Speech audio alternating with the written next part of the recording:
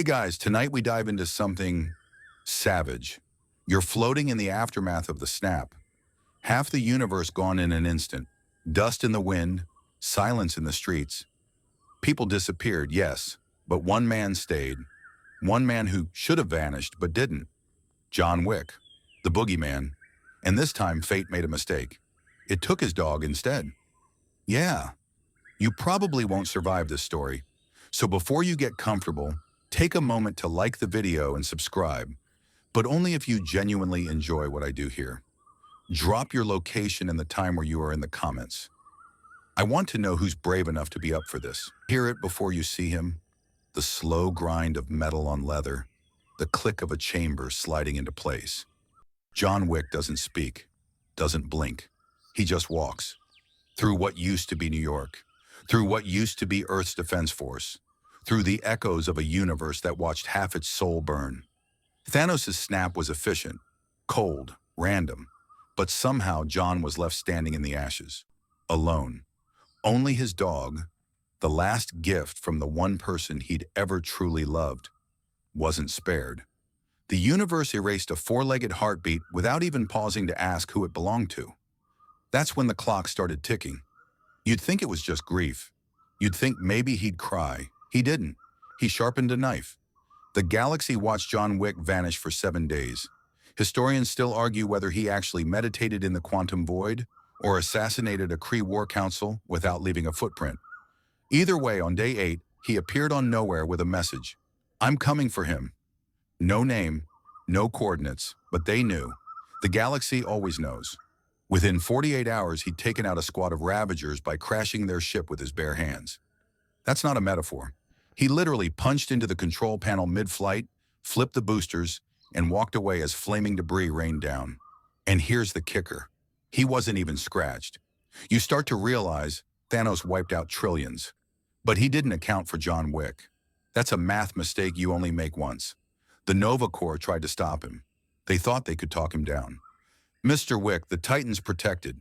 We can't allow... 3 seconds later, the Corps HQ was on fire. Fun fact, ancient Roman soldiers carried poison in their boots, just in case they were captured. John Wick carries gunpowder in his cuffs for those awkward moments when diplomacy fails and you need to improvise a shoulder cannon. By the time he hits Sakaar, the whispers have already reached Thanos. The Mad Titan's off-world, hiding behind 6 stones and an army. But he's not sleeping well, because he knows. John's not after the Infinity Gauntlet. He's not after politics. He doesn't want to restore balance. He wants revenge, raw, precise, and biblical. And he doesn't care how many stars he has to burn to get it. You ride shotgun with John as he interrogates an elder of the universe by hanging him upside down over a black hole. You watch him rip a map from the collector's vault using nothing but a thrown knife and pure audacity. By now, the bounty on John Wick's head stretches across 10 systems. Everyone wants him dead. No one wants to try. Even Rocket mutters, "I ain't touching that," while arming a planet-sized laser trap that still somehow misses him. The only beings still willing to face him are either suicidal or very, very stupid. That's when John visits Vormir. Not for a soul stone, for a soul.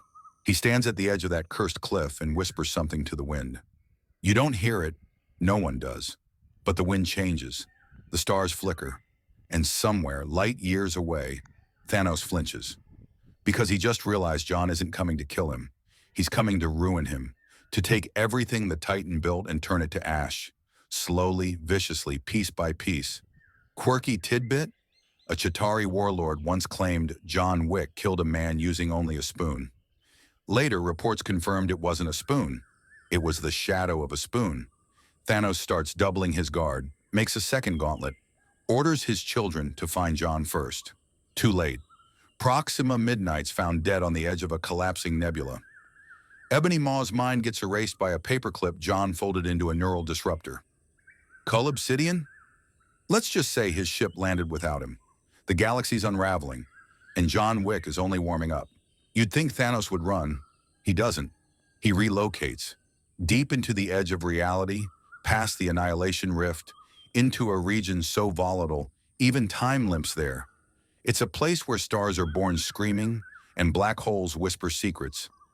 The Mad Titan sits atop a throne forged from collapsed neutron matter, wrapped in the glow of dying galaxies. Confident, calm, armored in the arrogance of a god. But none of that matters, because John Wick has already arrived, and he's holding a pencil, not a laser cannon, not a vibranium blade, just a standard graphite number. 2, chewed at one end, sharpened to something sharper than fear. Thanos doesn't even rise from his throne at first. "You've come far for nothing," he growls, the gauntlet humming with infinite power. "You're just a man." John says nothing, because words are for people with doubts. He tosses the pencil into the air, light as a feather, and catches it without looking. And then he vanishes. One blink, one heartbeat, and John's no longer standing in front of the throne. He's behind it. Thanos' cheek is bleeding. That shouldn't be possible. You watch the Titan's eyes flicker. Not fear, not yet, just confusion. Like when a lion feels its first bullet. The fight that follows isn't cosmic, it's personal. Gauntlet swings, John ducks. A beam of raw space rips through 5 moons. John sidesteps. A time loop trap catches him, until he throws the pencil into the chronal anchor. Time shatters. He keeps moving. You see him weaponize the terrain, grinding alien dust into Thanos' eyes, slamming a meteor shard into a nerve cluster, stabbing the pencil through a pulse point in the gauntlet's wrist. And for the first time since the snap, Thanos screams. Here's your historical drop. During World War II, spies were trained to kill with fountain pens, stab a vital artery, twist, walk away. John's method? Cleaner. He disarms a galactic warlord using nothing but technique, timing, and rage aged like whiskey. "Why?" Thanos snarls, trying to crush him. "It was random. It was balance." John's voice finally breaks the air, low, ragged, volcanic. "It was mine." The pencil moves again, across the throat, then into the side of Thanos' skull with a sickening crack. Not enough to kill. Not yet. Because John doesn't just want him dead. He wants him aware. He wants Thanos to understand what he did. So he breaks him slowly. Fingers first, then tendons. Then the gauntlet, snapped off like a toy hand. Stone by stone, stripped. Power, space, reality. All scattered like broken teeth. You've seen heroes fight Thanos. You've seen armies. This is one man reminding a god that divinity doesn't stop a vengeance that refuses to sleep. Here's the fringe tidbit for the night. There's a rumor in the criminal underworld that John Wick once killed a ghost. Not fought a ghost. Killed it. Permanently. No one knows how. Some say it involves salt, Latin, and rage distilled into pure silence. Thanos tries to teleport. John anticipates the signal, embeds the pencil into the gateway node in Thanos' neck. The portal collapses. So does the Titan. He begs now. No pride. No poetry, just whimpering breath and twitching fingers. "Please," he says. "I was trying to save it all." John kneels beside him, breath steady, pencil slick with blood and starlight. He doesn't say another word. He pushes the pencil into Thanos' heart, slowly, straight down. A whisper of graphite, a surgical silence. And just like that, the Mad Titan dies. No explosion. No last roar, just a single gasp and a smear of eternity on the ground. The universe holds its breath and exhales. Stars that never move begin to drift. Entire moons change course. Somewhere a child is born who'll never know fear. Somewhere else, a black hole folds in on itself out of respect.